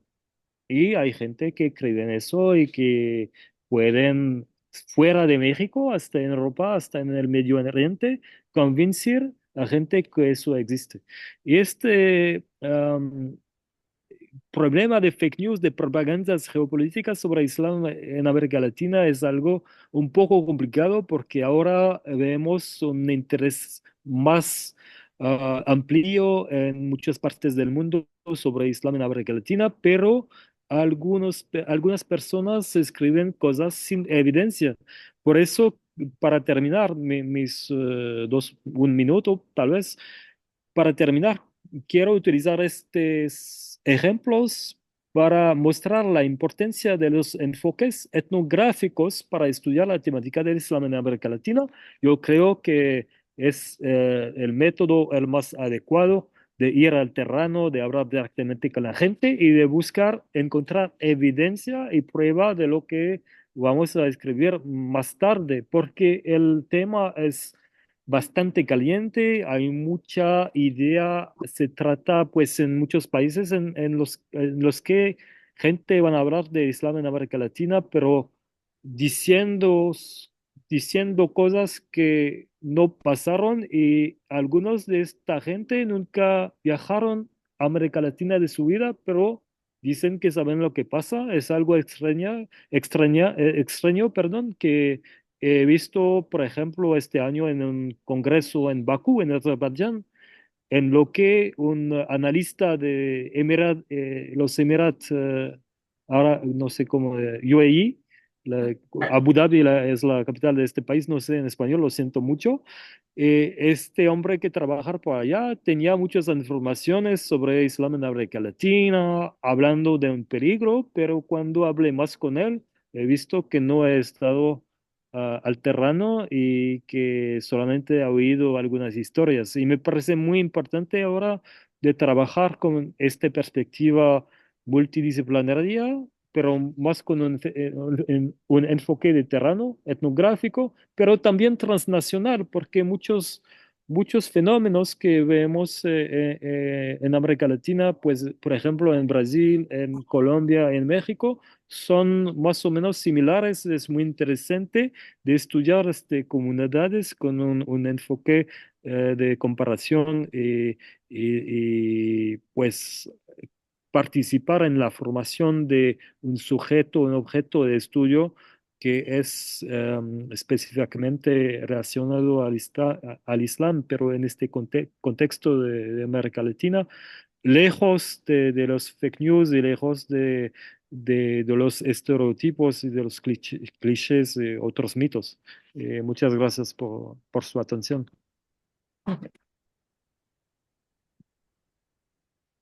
Muchas gracias, Batisti. Qué lástima que no te pudiste conectar al inicio, porque creo que justo el doctor Hernán Taboada estaba hablando un poco sobre este tema también al inicio. Él empezó hablando sobre el orientalismo académico. La sesión se va a quedar grabada en Facebook, entonces si tú quieres después revisitar un poco lo que dijo el doctor Hernán, creo que podrían tener un diálogo muy, muy rico. Este. Justo porque él empezó diciendo que el orientalismo académico en Latinoamérica debe de evitar muchos vicios, pero no pudo profundizar en cuáles, y tú ya profundizaste en cuáles. Entonces, pues antes de continuar como con las preguntas del público, si quieren yo les hago la pregunta a ustedes dos, al doctor Hernán y a Baptiste, pero también a las chicas, porque ustedes también seguramente lo han identificado. Pues justo como ya vimos que en la academia, pues estamos teniendo estos vicios, ya vimos que nos tenemos que quitar los lentes del eurocentrismo y nos tenemos que quitar como todos estos lentes, pero tal vez qué es lo que sí estamos haciendo bien y deberíamos de estar haciendo más, o justo como qué sugerencias le dan a la gente que quiere acercarse un poquito más y que pues es difícil, o sea, es difícil desde América Latina acercarse a pues, una religión, a una cultura que podría parecer tan lejana. Eh, y sí, nos tenemos que quitar los lentes, pero ¿cómo nos los quitamos, no? ¿O qué hacemos? No se Esa es la primera. Bueno, a ver, o sea, yo pero tengo una visión desde afuera, ¿no? O sea, desde adentro. Mira, yo sigo pensando ahí en términos un poco tradicionales, ¿no? La información sirve, ¿no? La información sirve para ir cambiando puntos de vista. Porque muchos también me dicen, bueno, ¿cómo se puede desde acá? Bueno, material hay, digo, hasta ya cualquier biblioteca hay 5 libros sobre el Islam, ¿no? Bueno, hay que empezar por eso, porque incluso mucho también esta pregunta que hubo en un congreso, había una chica que se decía experta, bueno, dice, busquen en internet, entonces en Wikipedia, Islam, entonces piquen ahí, después entonces los voy a llevar a otra página. Yo no, esa es la fórmula para entrar en cualquier terreno y cualquier otra información. Entonces creo que los viejos, los manuales del fondo, de los breviarios, sirven para iniciar, ¿no? Estos nos van a llevar a otros. Y efectivamente ahí yo encontré ejemplos, ¿no? De orientalistas criollos que manejaban, sí, el corpus más o menos aceptable. Bueno, eso creo que es suficiente para tener una idea aproximada, ¿no? Muchos dicen, no, pero si uno se sabe el idioma, no se saben las lenguas. Bueno, y ahí hay una cuestión un poco más delicada, ¿no? A veces yo me planteé, a ver, uno que sabe nada más que árabe y puede nada más que leer árabe y lee sobre el Islam. Y uno que nada más que sabe inglés y puede leer en inglés. ¿Qué visión va a tener cada uno? Claro. ¿No? ¿Qué visión va a tener cada uno? Entonces yo un poco defiendo, digo, bueno, el que sabe inglés va a tener, sí, como que un esquema, pero que el Islam, que los califas y todo, ¿no? Y le van a faltar cantidad de detallitos, detalles, ¿no? Que hacen al Islam propiamente vivido, ¿no? El otro, el de árabe, yo creo que sí va a tener estos detalles, pero yo creo que va a tener una idea muy borrosa, ¿no? En general. Creo que no, entonces habría que complementar las dos cosas. Y bueno, la cosa es meterse en el material existente. No, digo, en eso difiero, ¿no? Con visiones así, poscoloniales, decoloniales, que no, ni lean eso porque van a...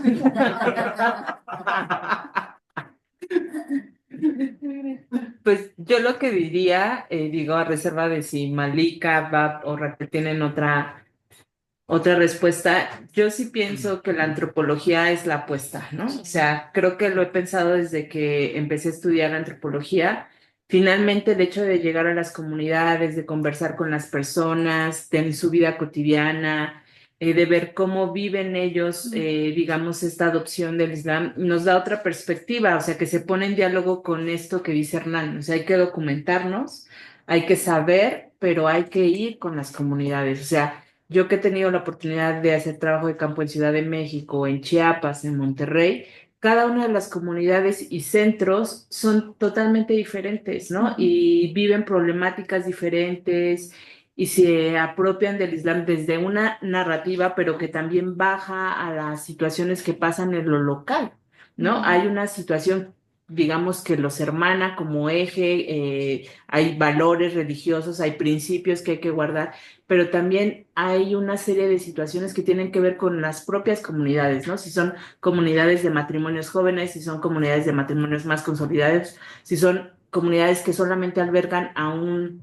número mayoritario de mujeres musulmanas que no están casadas, o sea, hay un cúmulo de situaciones que nos da una referencia totalmente diferente y yo sí creo, y es mi mayor apuesta, o sea, la antropología tiene un trabajo inmenso que hacer para dar referencia. Yo por eso admiro mucho a mis colegas que compartimos hoy la mesa y que lo hemos estado haciendo ya en ocasiones anteriores, porque creo que es eso lo que tenemos que hacer, ¿no? O sea, hay que ir a campo, hay que platicar, hay que referenciar. VAP lo ha hecho desde Colombia, Malika en Brasil, Raquel en Cuba y todos los colegas que están haciendo ahora trabajo de campo. Eso nos ayuda a tener otro sentido de la vida, otro sentido del mundo y nos ayuda a dialogar con lo global, con esas narrativas que están ahí desde la política, desde la economía, desde otras materias que han sido históricamente y que están ancladas en el tema. Y creo que los antropólogos, me gusta mucho esto que dice, nosotros los antropólogos, yo diría sí. Nosotros, los antropólogos, antropólogues, tenemos un papel decisivo en cómo se mira el Islam y en dar cuenta del ritmo que tienen las comunidades al interior de sus propias narrativas y de sus propias vivencias. Entonces, mi mayor apuesta es la antropología para este tipo de estudios. Gracias. No sé si va Malika o Ah, ¿Sí? Sí, Malika. Bueno, ¿se me oye? Vale. Sí. Ah, me ha gustado mucho el trabajo que han presentado todos ustedes.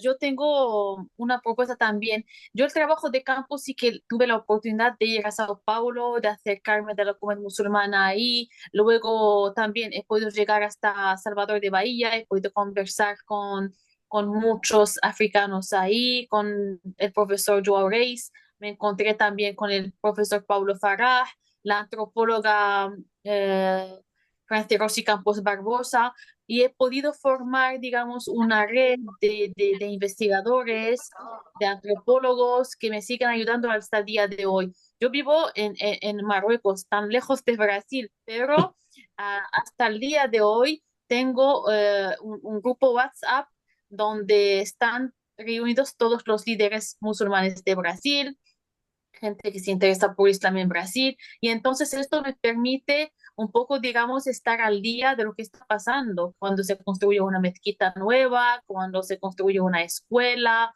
el aumento del número de los musulmanes, para no perder el hilo de mis investigaciones. Entonces, la tecnología hoy en día es muy importante, aunque estemos un poco lejos, digamos, la tecnología nos puede acercar. Mi propuesta es ahora tenemos este grupo fantástico de investigadores. Podemos a lo mejor formar un grupo de investigación sobre Islam en América Latina. Cada uno puede traer, claro, sus investigaciones. Cada uno ha trabajado sobre un país distinto y entonces podemos formar grupos como estos que mencioné en mi intervención. Hay muchos grupos de investigación, pero dentro de Brasil formados por investigadores brasileños. Nosotros, ¿por qué no? Podemos ser pioneros en esto, grupo de investigación sobre Islam en toda América Latina, en todo el continente latinoamericano.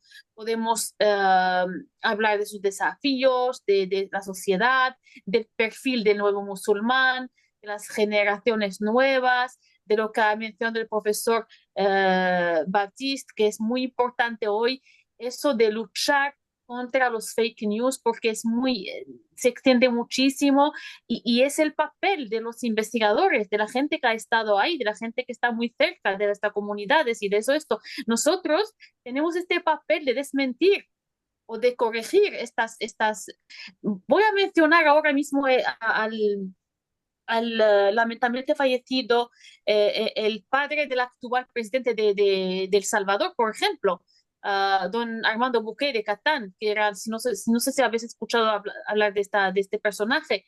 Es un personaje muy importante en la historia del Islam, por ejemplo, en El Salvador, y que tenía un programa que se llama, está en YouTube, podéis verlo, Aclarando Conceptos. Y se dedicaba a esto, a aclarar conceptos sobre Islam, sobre colonialismo, sobre postcolonialismo, eurocentrismo, sobre también el descubrimiento de América Latina y todo esto. Y eso yo creo que es nuestro papel también de trabajar justamente en eso, en desmentir todos esos fake news. Entonces, yo creo que podemos formar este equipo de investigación, no sé si estáis de acuerdo, pero es mi propuesta. Me Sí, parece maravilloso. sí, excelente propuesta, Sí, Mónica. sí. Que salga de aquí, de la semana. Baptiste, ¿quieres comentar algo más o alguien tiene alguna pregunta del público? Pues muy rápidamente, Yo tengo una, perdón. Sí, Adelante. Dale, yo Seba. tengo una pregunta a la profesora Raquel. Ah, ¿Está aquí Raquel? ¿Está con nosotros? no, Sí, no sé. se salió. Bueno, no. Es que tiene su conexión como inestable. Sí, está. aquí estoy con ustedes. Ah, sí, ya. Hola, Ya. Raquel. Hola. Yo le tengo una pequeña pregunta. Ah, en Cuba, ¿quién financia las mezquitas? El gobierno financia otros países como, por ejemplo, Arabia Saudí, como Irán, porque has hablado también de chiitas y sunitas. Entonces, ¿quién es el país financiador de los proyectos en Cuba? Y si se puede hablar también de una generación, porque has hablado de musulmanes conversos que son cubanos, que no tienen nada que ver con el mundo árabe y que se han cogido por propia curiosidad. Entonces, ¿se puede hablar de una nueva generación de cubanos musulmanes? ¿Y cómo son los derechos en Cuba? Me gustaría saber esto, que el gobierno facilita, no facilita, hay islamofobia, ¿cómo se vive el perfil cómo vive el musulmán el día a día en Cuba? Gracias. Bueno, muy interesantes tus preguntas y que en poco tiempo no se puede dar eh, todo lo que uno quisiera decir. Realmente, sí, las sedes diplomáticas han jugado un papel muy importante respecto al financiamiento y precisamente va por las divisiones, es decir, sí, la rama del Islam. Irán es el que ha eh, dado la mayor cantidad de financiamiento a los chiíes y tenemos para los sunitas tenemos el Reino de Arabia Saudita, tenemos Turquía, tenemos diferentes países. No siempre solo desde decir, las sedes diplomáticas, sino también desde ONGs, es decir, las comunidades van asentando redes con ONG y con organizaciones en estos países que entonces facilitan la llegada de bibliografía y el financiamiento. También la Liga Islámica de Cuba forma parte de la UMA, es reconocida por las otras instituciones musulmanas y eso también le sirve de fuente de financiamiento. Y el Estado ha tenido digamos, al menos hasta el momento, digamos, una actitud bastante positiva y colaborativa. De hecho, la mezquita Abdalá era anteriormente el Museo del Automóvil, era un local que pertenecía a la oficina del historiador de la ciudad, que es una institución estatal que se encarga eh, de la recuperación del casco histórico, es decir, de la parte histórica colonial de la ciudad. Y se cedió este espacio precisamente para que fuera un lugar de oración.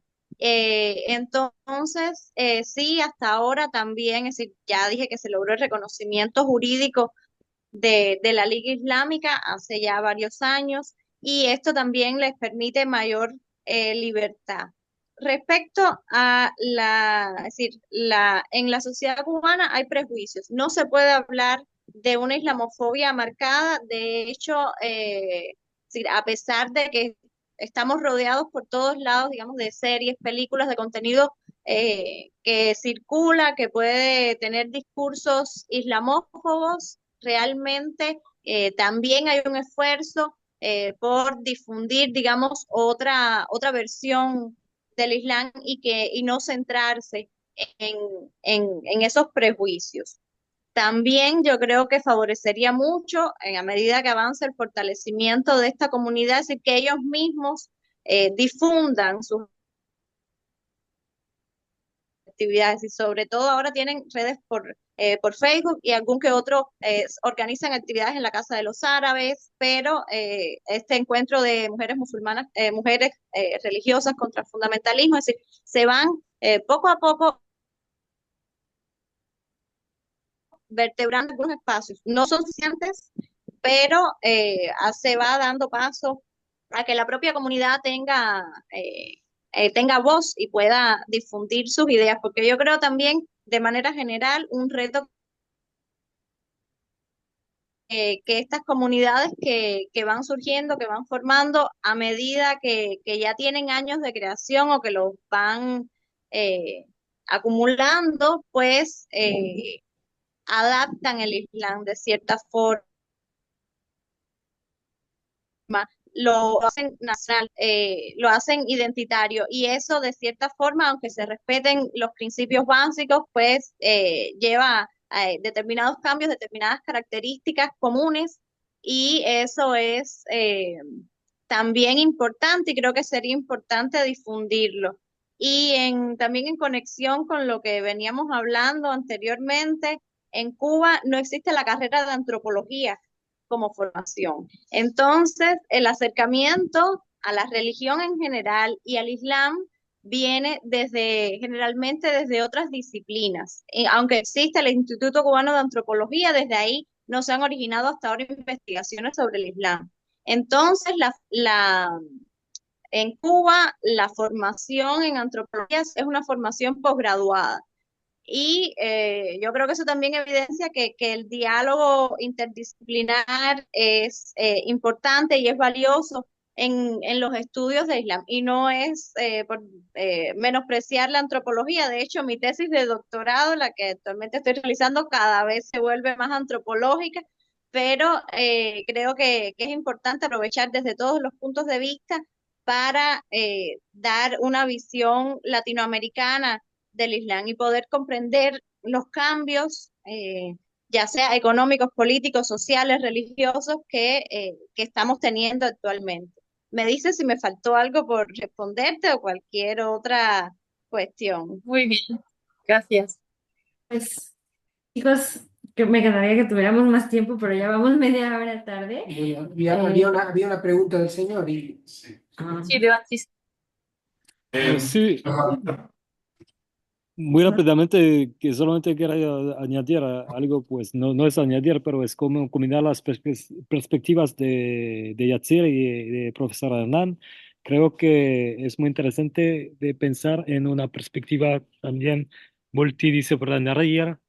Por supuesto, aquí hablamos mucho de la antropología, pero es también interesante, necesario de entender la diversidad de los discursos islámicos y de tratar de informar a la gente general, pues fuera del mundo académico, que como en el cristianismo, cuando hablamos de teología islámica y cuando hablamos de musulmanes, se trata de dos cosas un poco diferentes, diciendo que es algo muy lógico, pero cuando se trata de Islam, mucha gente olvida eso. Mucha gente piensa que lo que los musulmanes hacen es una representación pura de del pensamiento islámico y es muy interesante de tratar de educar o de participar a la educación de la gente con las dos entradas. De una parte, de un lado, hablamos de antropología, de comportamientos pues reales de musulmanes, de comunidades musulmanes, entender cómo viven, cómo entienden se relacionan con el Islam, pero de otro lado también es otro tema, otra disciplina, pero también necesaria de tratar de enseñar el Islam como un sistema de pensamiento plural, pero con una historia, con sus corrientes, con su metodología, con sus tradiciones. Y eso me parece muy interesante de combinar los dos enfoques, pues es lo que trato de hacer y en América Latina también para entender las diversidades entre los discursos de musulmanes en una ciudad única, por ejemplo. Vamos a ver que hay diferentes grupos, diferentes maneras de entender y de practicar el Islam, pero también es relacionado a una historia anterior de muchos años, tradiciones que vienen de fuera, pero que se mezclan con la cultura local en Latinoamérica y que participan en el desarrollo continual del pensamiento islámico, como ha dicho el pensador Talal Asad, que trató de combinar estos dos enfoques, que para él el Islam es una tradición discursiva que se adapta con el contexto, pero también que tiene algo de tradicional, pues de historia, de algo fijo, algo como un esqueleto, pero el contexto va a transformarle de manera distinta. Y me parece muy interesante esta perspectiva multidisciplinaria. Espero que le da sentido lo que digo, pero no sé si soy claro con mi español o no. Sí, muy claro. Gracias. Teníamos una última pregunta. Bueno, sí, tiene que ver con lo que se dijo sobre el Islam en Brasil, pero también es un pequeño spoiler para mi presentación en un momento. Es una anécdota. Hay por ahí, es una curiosidad, dentro del corpus de producción de textos aljamiados, la aljamia portuguesa de la Torre do Tombo, en Lisboa. Al parecer esto fue escrito por un personaje oriundo del Magreb que trabajó como embajador para el rey de Portugal, Manuel I. Y pues mucho se ha dicho sobre por qué ponerlo en caracteres árabes el texto portugués.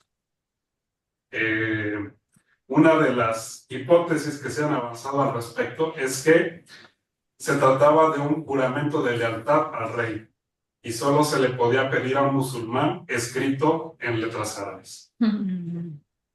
Y esto nos hace entrar un poquito en la materia que voy a explicar, que es la significación cultural de los sistemas de escritura.